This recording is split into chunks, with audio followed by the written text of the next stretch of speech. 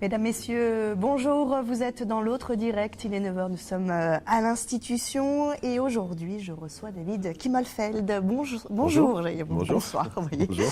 Vous êtes maire du 4e et surtout vous êtes premier secrétaire fédéral du Parti Socialiste dans notre département, dans le Rhône. Alors c'est une année un peu particulière qui s'annonce bien évidemment avec les échéances électorales, les municipales en 2014. Un enjeu important puisqu'il s'agit finalement de la première élection au niveau national depuis l'élection de François Hollande. Est-ce que la popularité quand même en baisse du gouvernement et aussi de François Hollande peut être un handicap pour ces élections locales ? Je crois qu'on ne peut pas dire que le contexte national va nous pousser vers le haut pour les municipales. Donc bien évidemment, je crois qu'il faut que nous puissions produire avec les maires sortants le bilan, parce que nous avons un bilan qui est excellent sur l'ensemble des villes du Rhône, et puis bien sûr sur la qualité du projet. Donc il faut d'abord et avant tout que les maires, et c'est ce qu'ils font d'ailleurs, que ce soit à Lyon ou ailleurs, mettent en avant bien évidemment leur bilan et surtout leur projet. Et parti de là, je crois que nos concitoyens vont se rendre compte qu'ils peuvent redonner leur confiance aux maires sortants. Et vous êtes inquiet ou pas ? Non, moi je suis jamais inquiet. Je suis volontariste. Il ne faut pas être inquiet, il faut être volontariste. Ça veut dire qu'il faut bien évidemment faire la campagne la plus efficace possible, mais il ne faut pas y aller avec de l'inquiétude, il faut y aller avec nos convictions, il faut y aller avec beaucoup d'assurance, mais aussi avec beaucoup de réalisme.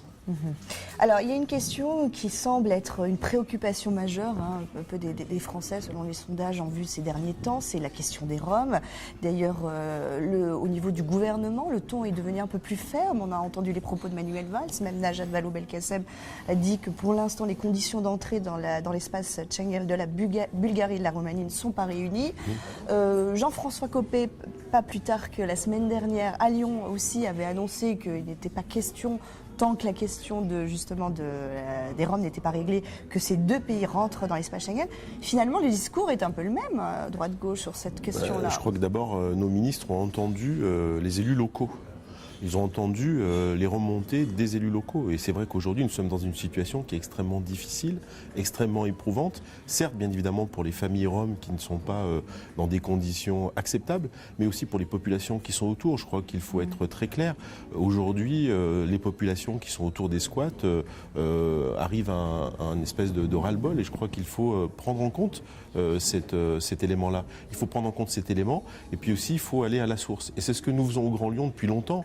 Puisque nous avons un accord de coopération avec une ville qui s'appelle Tinca, en Roumanie. C'est un accord qui n'est pas un accord de circonstance, il n'est pas là depuis un mois. Ça fait un an qu'on a un accord de décentralisation, de coopération décentralisée, où on mène des actions pour améliorer les conditions de logement, améliorer un certain nombre de conditions d'accueil sur la ville de Tinca. Et je crois qu'il faut tenir les deux bouts, il faut être ferme localement. Effectivement, ce matin, il y a encore eu un squat je crois que c'est sur Roubaix, à la demande d'un maire, effectivement, d'un maire socialiste. Je crois que nous sommes très clairs, y compris sur Lyon. Aussi, Yves Blin, sur Fézin, qui a demandé l'évacuation parce que c'était un site dangereux. Et je crois que Yves Blin a eu raison. Je crois que les maires ont raison quand ils demandent l'évacuation des squats. Et en même temps, il faut mener cette action que nous menons comme nous le faisons à Tinca. On sent justement ce ton ferme. On ne sent pas non plus que du coup c'est parce que aussi les municipales qui approchent. Non, je crois que sur Lyon, on a toujours eu ce langage ferme. Simplement, pendant toute une période, on nous regardait un peu d'un air soupçonneux.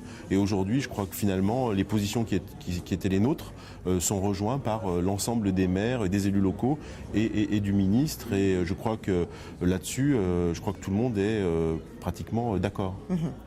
Alors, dans le Rhône, donc, les candidatures ont commencé à être déposées, notamment lundi à Lyon. Sans surprise, Gérard Collomb. Gérard Collomb est candidat. C'est pas un scoop, évidemment. Est-ce qu'en revanche, vous avez étudié le cas de Nathalie Perrin-Gilbert, parce que vous pensez qu'elle allait peut-être se présenter, c'est le couleur du Parti Socialiste. Elle a pris congé. C'est quoi votre réaction là-dessus ? Ma réaction, elle est très, très simple. D'abord, sur la mise en congé, mais j'aurai l'occasion de répondre aux quelques militants, ils sont 4, qui m'ont écrit pour se mettre en congé, pour leur expliquer que dans les statuts du Parti Socialiste, c'est pas exactement comme ça que ça se passe, mais ça n'intéresse que les militants, ça n'intéresse personne d'autre.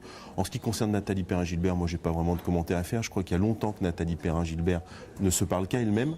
Et moi, j'ai pas l'habitude de commenter les tempêtes dans les verres d'eau. Vous allez demander son exclusion du Parti socialiste? On verra, ce n'est pas un grand sujet qui nous obsède tous les matins. Ce qui nous obsède, nous, c'est de mener la campagne des municipales sur notre bilan, sur notre projet. Et franchement, le cas de Nathalie Perrin-Gilbert, on n'y pense pas tous les matins en se levant ni en se rasant.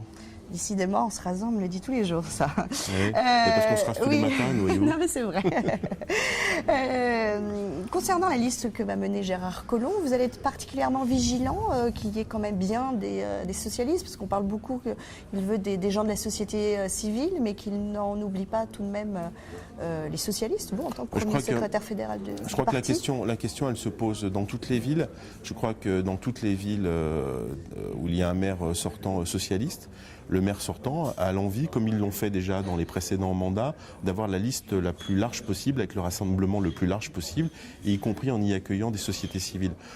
Et le Parti socialiste. Même un peu de droite. Et le Parti socialiste, je ne sais pas si ça veut dire un peu de droite. Bon, je pense vous avez l'habitude avec Richard Brown, par exemple. Ouais, mais je crois que ce qui est important, c'est d'avoir des gens qui adhèrent à notre projet.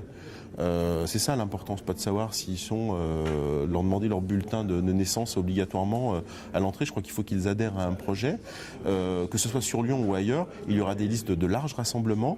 Le Parti socialiste, bien sûr, sera présent dans ces listes. Moi, j'ai eu déjà l'occasion de le dire, je ne suis pas comptable au dixième près de la présence des socialistes. Je crois que l'important, c'est qu'on arrive à trouver un équilibre et que nos maires socialistes puissent avoir la meilleure liste pour gagner de la manière la plus efficace possible, avec un large rassemblement. Et je crois que moi, mon objectif comme premier fédéral du Parti socialiste, c'est pas simplement de dire au maire il faut tel quota de membres du Parti socialiste. D'accord. Vous allez souhaiter mener la liste dans le 4e? Oui, je l'ai dit, je souhaite mener la liste dans le 4e arrondissement.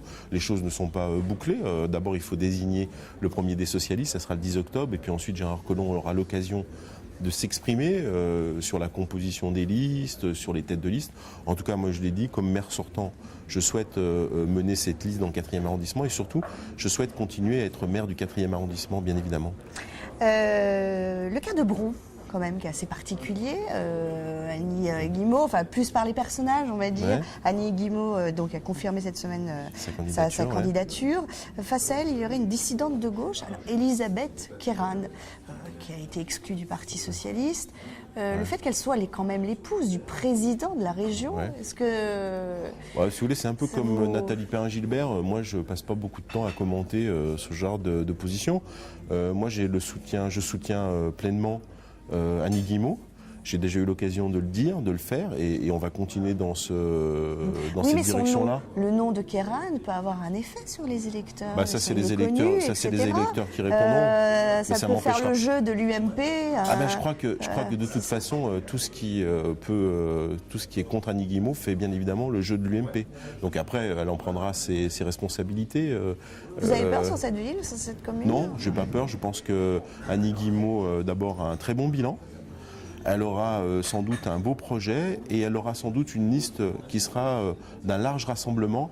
Et je pense que parti de là, je ne suis pas du tout inquiet pour Bron. Quelles sont vos ambitions sur les autres villes du Rhône?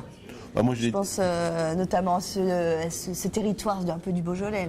Là, je l'ai dit, il faut être très réaliste. Il ne faut pas raconter aux gens qu'on va... dans le contexte national, on l'a évoqué tout à l'heure, se retrouver avec 10 villes de plus que nous n'en avions. Je crois que le premier objectif, c'est d'abord bien évidemment de conserver et de renforcer notre position dans les villes que nous avons. C'est de progresser aussi dans quelques villes. Il peut y avoir ici ou là des cas particuliers où, non pas une divine surprise, mais en tout cas le travail local peut payer parce que, encore une fois, les électeurs et les électrices... Certes, le contexte national est là, mais le contexte local peut ici ou là peser. Et nous allons soutenir un certain nombre de candidats dans certaines villes. Mais voilà, notre objectif, c'est avant tout de gagner des villes. Et puis, ce qui est important aussi de dire, parce qu'on n'en a pas trop parlé, c'est l'enjeu de la métropole. Je crois que ce qui est important pour nous, bien évidemment, c'est de gagner le plus grand nombre de sièges possible, que ce soit à Lyon, que ce soit dans d'autres villes, et d'être dans l'union la plus large possible pour qu'au soir des municipales, en tout cas au lendemain des municipales, nous puissions être majoritaires à la métropole et que Gérard Collomb devienne président de la métropole. Voilà, c'est ça, c'est l'enjeu, c'est pas tant peut-être Lyon, etc., mais c'est de savoir au niveau du Grand Lyon si les communes ne basculeront pas pour avoir une majorité.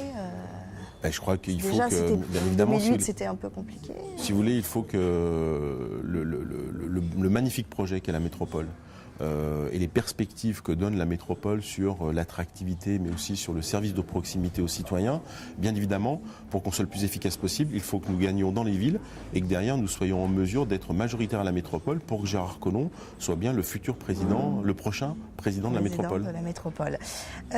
Donc vous nous avez dit, vous concernant, on est déjà pratiquement à la fin de cette émission, que vous souhaitiez continuer sur le 4e arrondissement, être maire du 4e arrondissement. 2017, pour vous, le poste de député. Alors moi, je ne fais pas partie de ceux. Je regarde avec beaucoup d'attention les personnes qui succèdent chez vous. Je ne fais pas partie de ceux qui, avant de faire une échéance, commencent à parler de la prochaine et préparent la suivante. Je pense qu'il faut d'abord se concentrer sur 2014. Je pense à personne en général. J'ai vu beaucoup de gens qui évoquaient beaucoup de choses. Moi, j'ai envie d'abord qu'on gagne 2014. Et qu'on se mobilise sur 2014. Ouais. Et puis quand on aura gagné 2014, on verra ce qu'on fait par la suite. Les européennes, chaque chose en son les temps. Régionales, etc. On aura l'occasion de nous en parler. Mais bon, quand même, on y pense toujours un petit peu. Non, moi je pense pas. Moi, j'ai pas l'habitude. Tous les matins en se rasant, mais on y pense quand même. Moi je suis aussi un chef d'entreprise et comme chef d'entreprise, on essaye bien sûr de penser le court terme, le moyen terme. Le long terme, on sait qu'il faut d'abord consolider le court et le moyen terme. Donc c'est pas la peine d'aller évoquer 2017 alors qu'aujourd'hui on ne sait pas comment les choses seront en avril 2014. 2014. Merci beaucoup David Kemal d'avoir été avec nous dans cette émission. On se retrouve lundi dans l'autre direct. Merci. Voilà. Très bien. Donc vous faites tous les jours? Tous les jours.